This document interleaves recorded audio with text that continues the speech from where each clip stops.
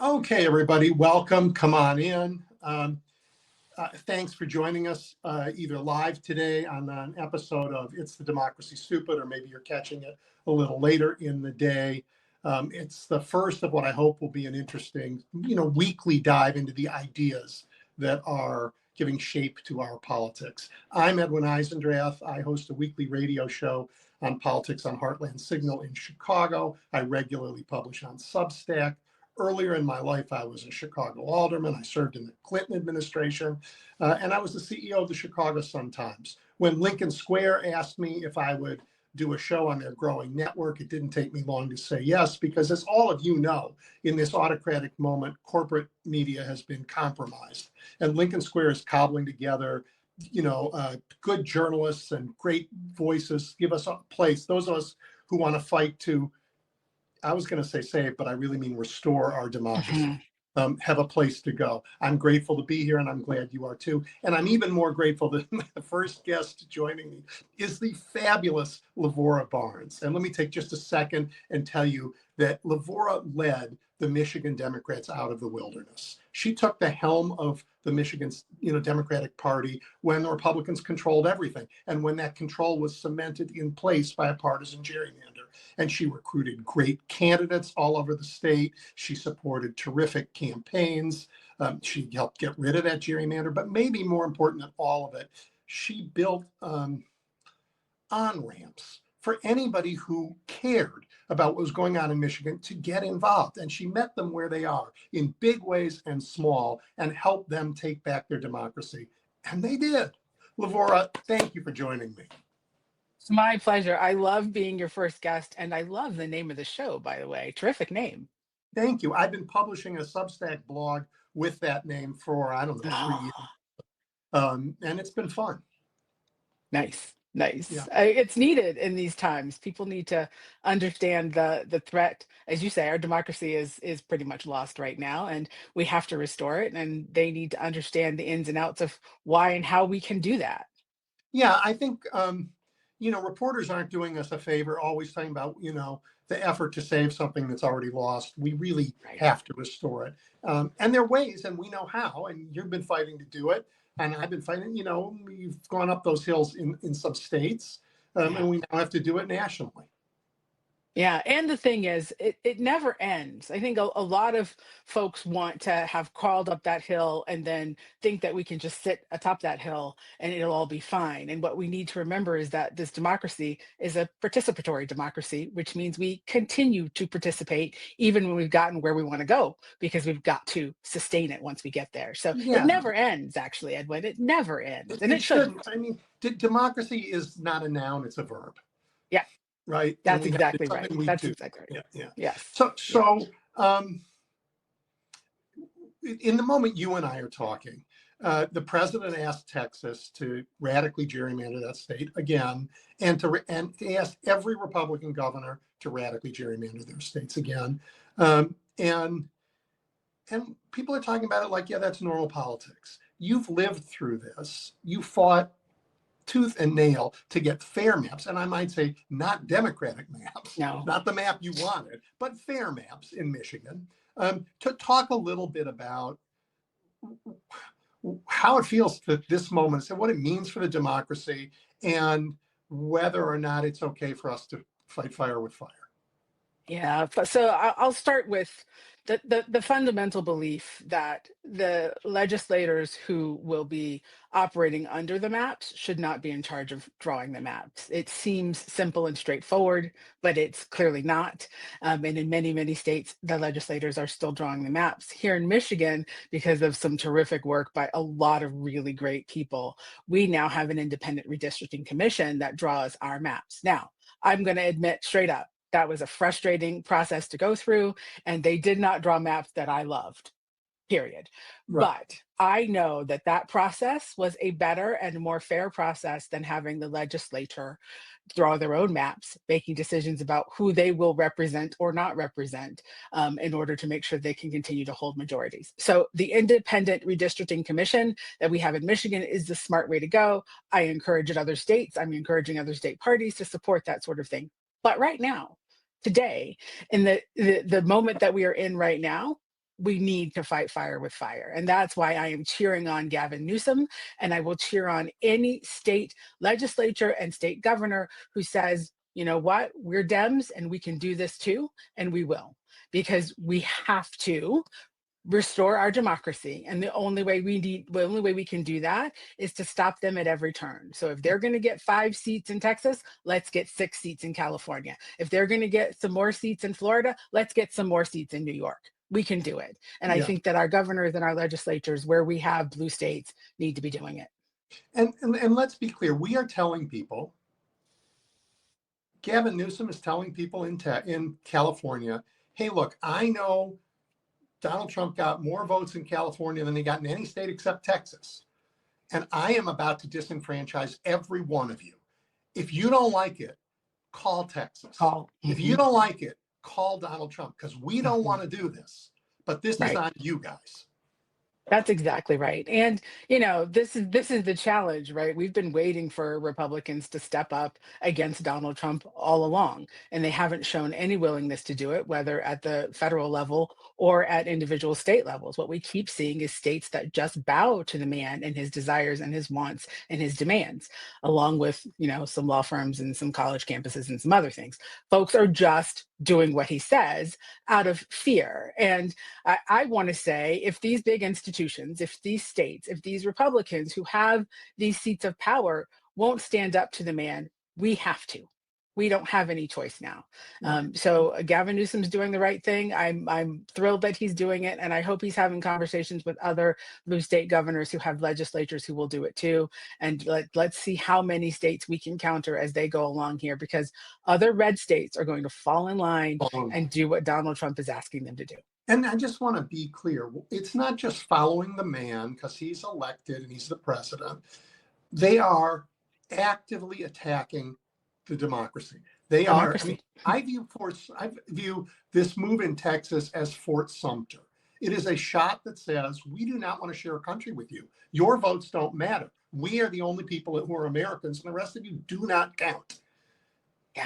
Yeah, it's very clear. And it's shocking to think that we're living in those times, but here we are. And you're right, it's not just a man. This is a man who is working to reshape the face of this nation, to make this nation not what we believe her to be, what we hope and dream that she can be, but more like what she used to be, the democracy where my family were enslaved. That's the democracy. That's the country we're sort of working our way back towards under this man's administration. And these state legislators, these state governors, these members of Congress are party to it. They're allowing it to happen. They're encouraging it to happen because they believe it will somehow enrich them or make them stronger and more powerful. It's happening on their watch, and they will be responsible for it, and history will show it. Some people say that's alarmist. I disagree with them. I think it's honest. I think it is frighteningly, willfully blind not to see it. But I, when I talk to Republicans who support this, you want to say to them, are you really better off when the country doesn't have contributions of half the people who live here? Are you really, I don't know, a woman is going to cure cancer. A Black scientist is going to cure something else. Are you really better off with them on the sidelines? No, you're not. No. And I don't, it's so hard for me because despite all that this country has done to me and my people and all that is happening now, I love this country and I believe so much in the promise of this country. So it is so hard for me to swallow the notion that people recognize what they are doing and are doing it anyway, but they do. And they know exactly what the consequences of these actions are. They know the people that they will disenfranchise. They know the people that they will literally chase out of the country, because I've got folks who are looking for places to live in other countries.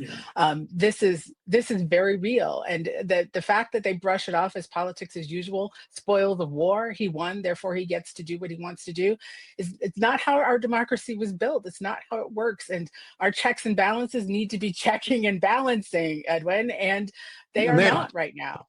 They are not.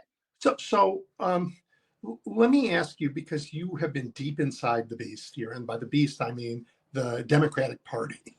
There are people who you hear and I hear who say, why aren't the Democrats fill in the blank, whatever it Yeah. is, every Yeah. day. And I don't think they understand what the Democrats are who say that. Yeah.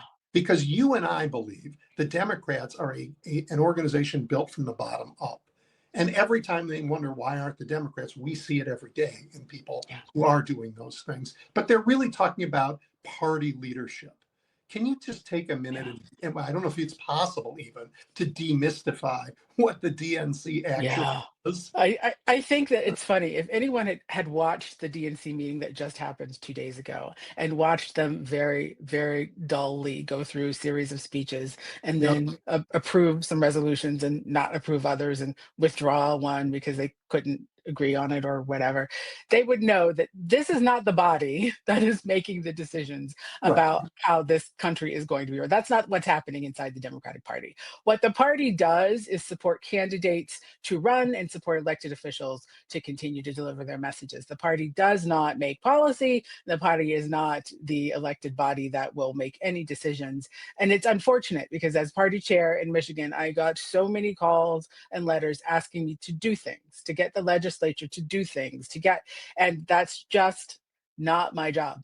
Right. And Right. when the legislature was Democrats, which we, helped make happen, I could call the legislature and encourage them to do things. Our platform laid out the things that we believe Democrats believe in and should do. And I encouraged them to use that platform to help make Mhm. decisions about what they were doing in the legislature. But in the end, I was not the decision maker there as much as I wish I was. Right. The other thing I think I want people to do when they're talking about the Democrats should, I want them to name names. I want them to be specific. Like, if you think Congress should do something, say Congress should do something. If you think a specific member of Congress should do or say something, use their names. I think there's a lot of use of the Democrats as though there's this monolith of whatever, and it's not. So let's get specific about what we want. You want your governor to do something?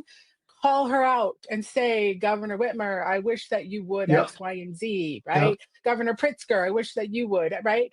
But instead of calling the Democrats, and Edwin, the thing that drives me the most crazy is when our Democratic elected officials start talking about what the Democrats should do. Come on, you're Just the do it. Democrats, Like, right? Do right? it. Do it. Right. I mean, Exactly. the wonderful thing about a big tent is it's a big tent and it gives us a diversity of ideas and a whole lot Yes. of strength, right? Yes. The complicated thing about a big tent is that the people on the left of that tent and the people on the right of that tent think it's in their interest to shoot at each other. Yes. Right? I'm not Yes. that kind of Democrat. And just raises the cost for all of us of lifting Right. the place up, right? Yes. Republicans aren't that way. They're like, No. shut up, get in line. What your job is to support the king. That's what that party is. It's easy to Yeah. understand. We're Yeah. harder to understand. Yes, if we would just train our fire outside the tent instead of inside the tent, maybe we could get more done. Well, let's do And I that. would, yeah, let's do that. Let's do that. And let's, like, everybody. And again, we're a grassroots movement. So Yep. that means, neighbor, show up. Go to a town hall meeting and express your anger and frustration out loud. Like, Yep. show up. Don't sit back on your computer pointing at the Democrats. You are the Democrats, right? If you're a member of this party, if you're a Democrat, if you're a progressive, own it and go speak up, speak out, and demand that your folks listen to you. Do Yeah. it. And by the way, if you're not a Democrat, but you don't like this Mhm. autocracy being shoved down your throat, Yeah, A, there's room for you in this tent. But absolutely. B, even if you don't want to be with us, we'll stand together with you. We're fighting the Exactly. same fight, right? So Exactly. this is just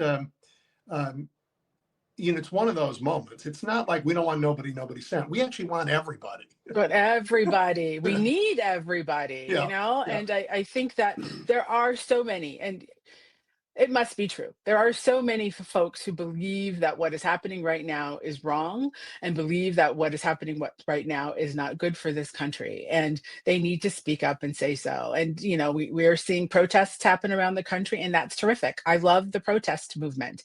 me too. But also show up in Congress, show up at town hall meetings for every Republican who dares to show up at a town hall meeting, because most of them are afraid to show up, and They're they're not hiding. showing up. Yeah, But when they do show up, like, show up. and talk to Call them them out. and make them uncomfortable. Call Yeah. them out. Show up at their offices, knock on the door, go inside and call them out. Like, Yeah, don't let's let take the them get fight away to with them. this. Let's take, I mean, Exactly. they're taking the healthcare from us. Let's take the fight to them. They're lining their Exactly. own pockets. My gosh, I've never seen anything as corrupt as this administration. It's just One, unimaginably corrupt. I read a thing the other day, and I was going to say it out loud. Donald Trump said that the US government was going to just take a piece of intel He of the did. corporation. He Intel, did. like, and people are okay with this. We're I, okay with our government just taking a piece of a company. and he And took a piece of U.S. Steel.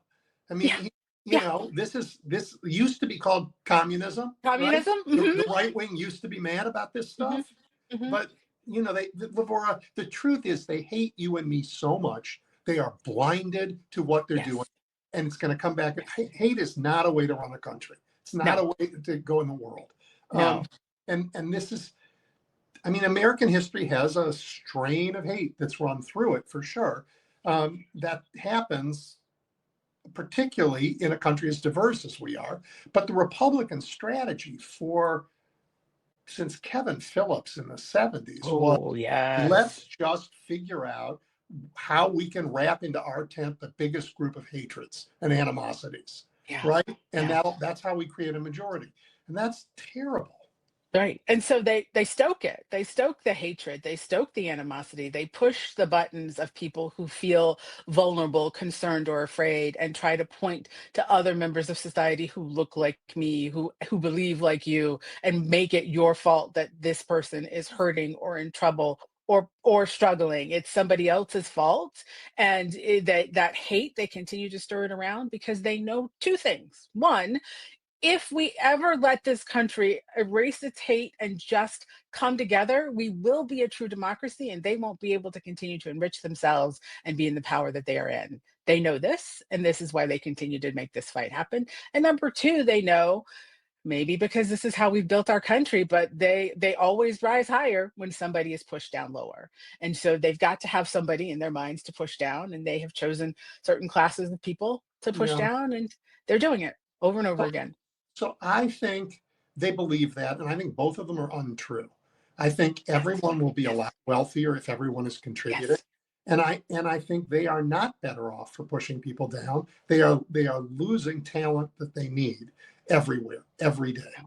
You Yeah, know, yeah. let me ask you. I'm going to go a Mhm. place that I know nobody goes. So let's just talk about. Um, you and I've talked about this offline. My experience at a lot of the protests has been, but a lot of people who are out there are white. Mhm. If there are uh, um, groups of Black Americans protesting, it's usually within the union movement. Mhm. Um, um, and when I hear the panic now, and it's legitimate, of white Americans saying we don't want to live in a police state. What do you mean I have to see these armed guards as I take my children to school? Um, it's the same language that I've heard all my life in the Black community in Chicago. Mhm. Mhm. Let's connect that to the moment we're in and talk about how we can get everybody on the same page of fighting this. So I'm gonna start by saying something that might make some folks uncomfortable, but welcome to our world. Black folks have been treated this way the entire time we've been in this country. We were brought here on boats to be chattel slaves, and we've been treated like, oh, I don't know if I can curse. We've been treated poorly ever since. And that means that even today, young Black folks can't comfortably walk the streets. Look at what's happening in Washington, D.C., right? It has been happening to us in our communities. And when we exit our communities, we are often pushed back in to make sure that we stay where we belong. It's been happening for a very long time. And for it to be now happening in a way that other folks feel it, we are a little bit like, welcome to our world. Mm-hmm. So when you don't see us out there protesting, it's because we have been protesting, we have been marching, we have been working hard for the rights that are now being rolled back for everyone. And we've been doing this for years. And you know what, Edwin, we're tired. We're Yeah. tired. We're tired. And I think that a lot of people believe it is time for someone else to step up because, we've been doing it a long time without any support. We ask the question over and over again, where were you when it was happening to my son? Where were you when it was happening to me? And you expect me to be there because it's happening to you now? Yeah. We've got a lot of work to do, Edwin, to get to the place where I think that Black folks feel like they've got a strong partnership with other folks in this country who understand the pain that they have been through and are willing to stand with us all the way through, not just when it affects their families and their children, but because it affects all of us. Yeah. I hear that, and I think it's so important that it get out there and get said, because I think it's only one of the ways we heal. But I remember election night when Barack Obama won, and I was standing in Grant Park with about 150,000 of his closest friends, right? And just absolutely beautiful night. And my phone was ringing from people from all over the planet who were excited Oh, about what had happened in the United States. And a woman I didn't know, an older Black woman, um, we were talking, and I was congratulating her on this amazing accomplishment. And she was the first person who said, this is everybody's accomplishment. There's no chance we could do this on our own. This yeah. was everybody coming together. And we can do it. We have done it. And I think this moment calls for us to do it again. Yeah, I think you're right about that. I think that, a lot of us need to process our heartbreak over the last election, because while we were able to do it in 2008 to get Barack Obama elected, and then in 12 to get him reelected, we were not able to get Kamala Harris elected. And a lot of Black women in particular feel a certain way about why that didn't happen.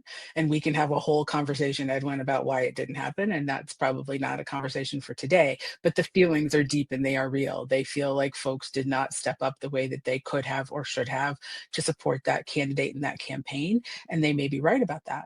And those feelings are going to take some working through, and we've got a party that's got to work through it as well internally as we make decisions about who's going to be our next nominee, or decisions about where the next primary states are going to be. Because I'm hearing a lot of noise about maybe not South Carolina, and a lot of Black folks in South Carolina are like, wait a minute now.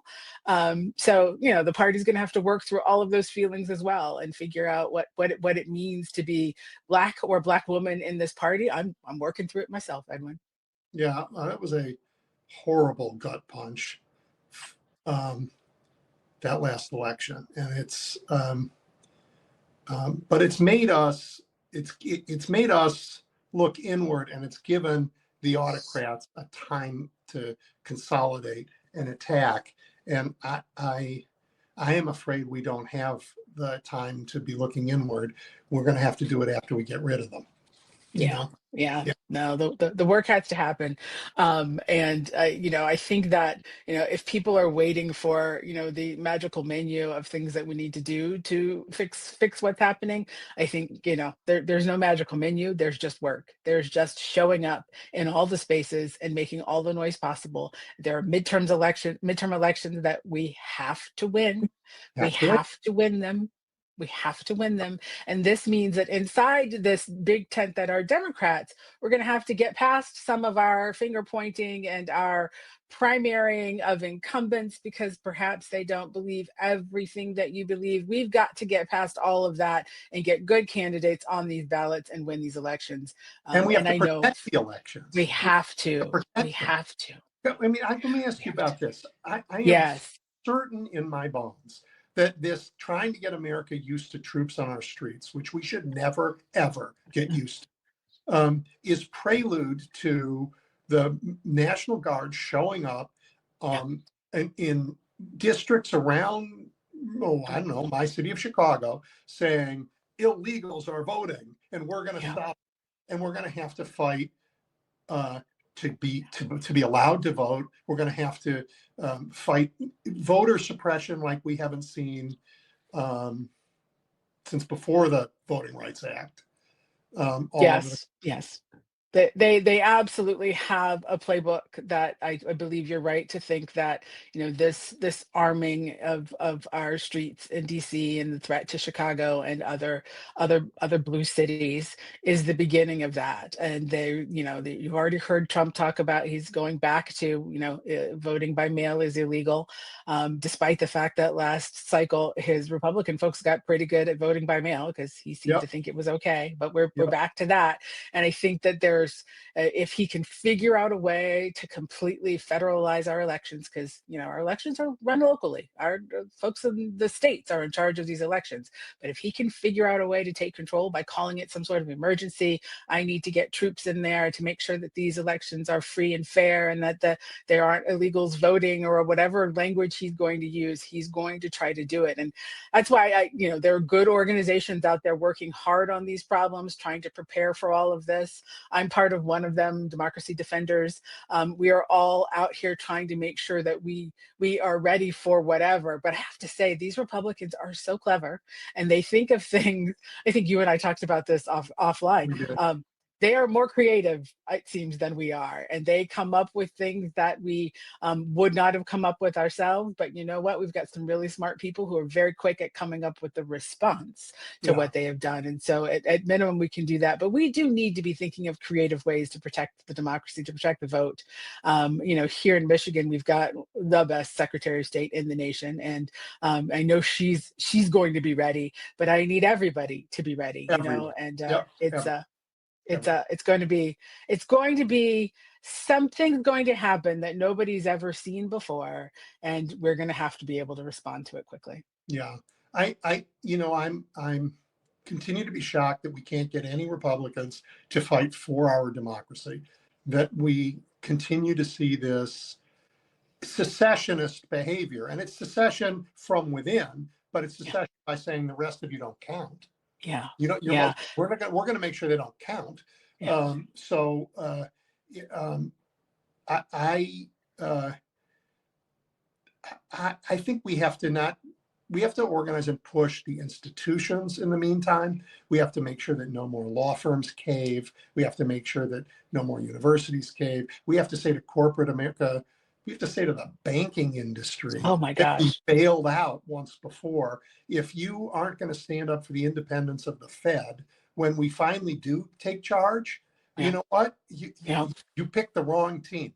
Yeah. And I think we have Yeah. to mean it for a change. Yeah, I think that's the key there. That last phrase. We have to mean it for a change, Yeah. because we do spend a lot of time with the words, like saying these things, but then when we get the opportunity to actually do something, we don't do it. And I think we often, as Democrats, govern from a place of the middle, right? We think that we need to govern in a way that makes it so that independents who are more conservative and Republicans will support us and like us. And we need to get past that. We need to get Well, past that, and we need to build a coalition yeah. of like-minded independents and Democrats Yep. who are progressive and willing to make these changes, and then just stand by the changes. Just stick to it. Yeah. I mean, I'm not worried about how we govern. I think the things that got passed when Biden was president Yeah. were very good. I'd like to have done more, More, particularly right? around voting. Oh my gosh, Hmm. right? I mean, Hmm. the John Lewis Act should have been law, right? We Hmm. could have done more, but I'm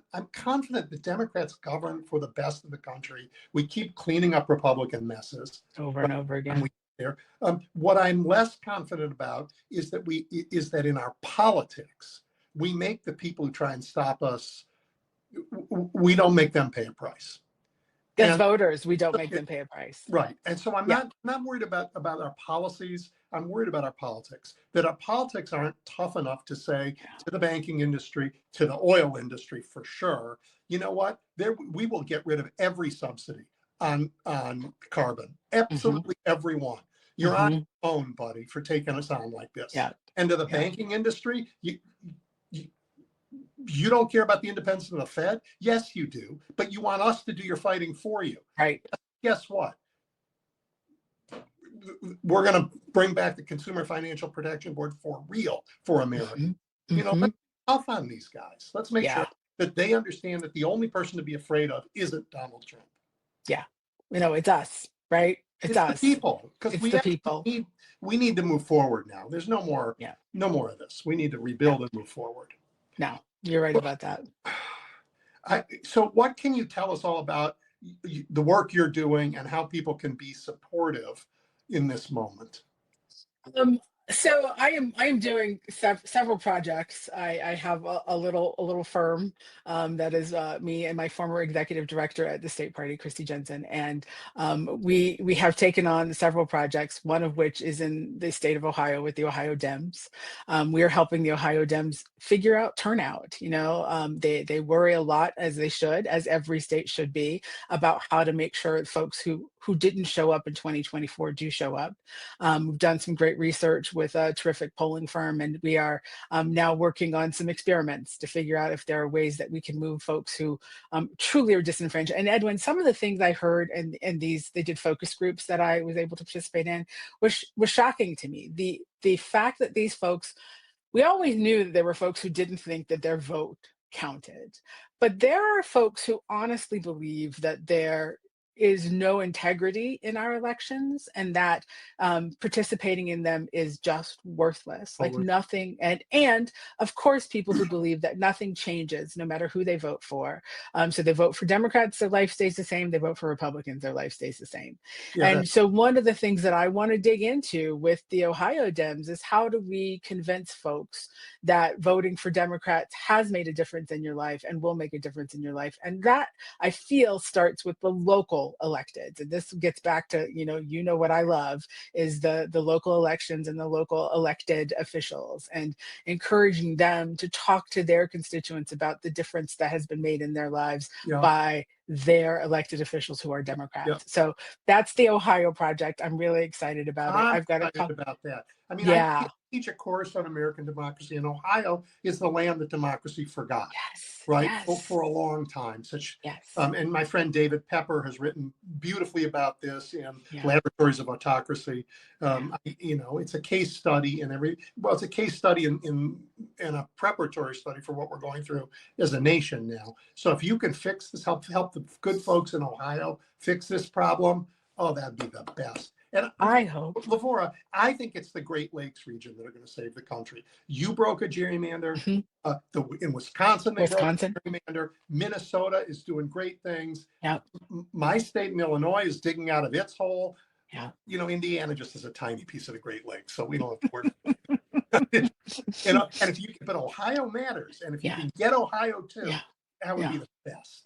I had a great conversation the other day with a gentleman in Philadelphia who's doing similar work in Yep, Philadelphia. And right. I was like, this is what we need to do. Like, we can't just sit back and say, oh no, people don't want to vote. Let's figure out why, and then let's fix it. And yeah, I think you're right. I think that there is a way forward here that's Yep. really important. So that's one of the projects I'm working on. And then I'm on the board of an organization called Democracy Defenders.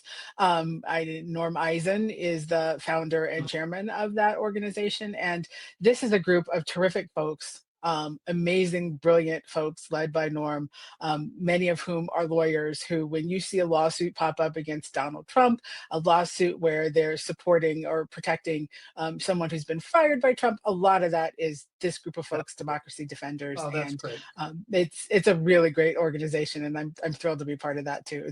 There's good work happening out there. And I will say the other thing, Edwin, as we talk about like Republicans not stepping up, there are a lot of Republicans who are part of Democracy Defenders, because they understand the importance of this work. They are not elected officials anymore. Some of Right, them are former elected right, officials, right. but we know that there are folks out there who understand the importance of this moment and are on the right side. We just need to harness the power of all of us and continue to push Yeah. hard And in this against it. moment, we're going to stand with everyone who stands with us. Exactly. Yeah. Exactly. Which is, hard for me, Edwin. Hardcore Dem over here. Never work. Don't work with Republicans. Don't believe in reaching across the aisle. Yeah. But these folks are terrific, and I'm thrilled to work side by side with them. Hey, I'm thrilled that we got to talk. I really appreciate it, and I love Yeah. your work. Thank you. Thank you so much. And I would love to come back. I think this is a great platform for you. And I'm thrilled that you're going to be at another place where we can hear and see you. I love that I can see you too, by the way, Edwin. No, for those of you who don't know, Lavora and I have done radio together often. So this, face to face is unusual for us. It is, and I like it. Thank you. Me too. Thank you. Bye. Bye. Bye-bye. All right, everybody. See you next week.